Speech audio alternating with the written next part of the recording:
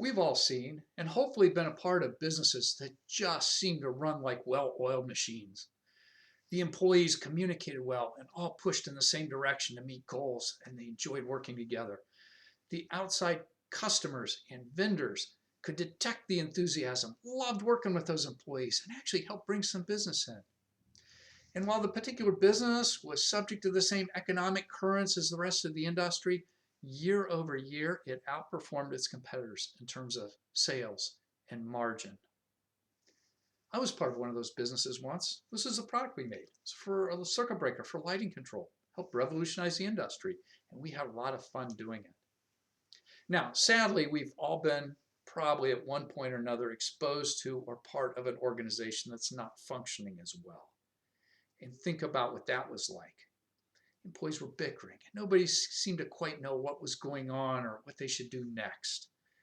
Every day brought new headaches and surprises for the executives. And the poor employees were miserable and running for the doors, causing employee turnover. What's the difference? Well, the difference is effective leadership at all levels.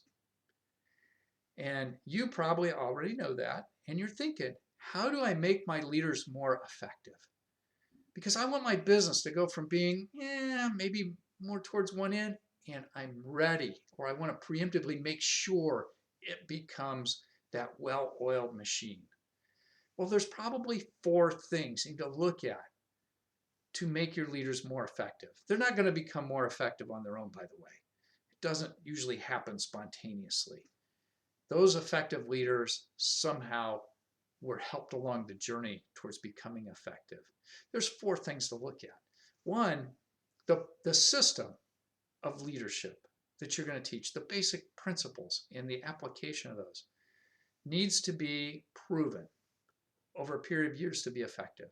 Now you can look at the military. They've got a tradition of effective leadership cultures and driving that. A second thing is coaching is almost certainly going to be a part of that.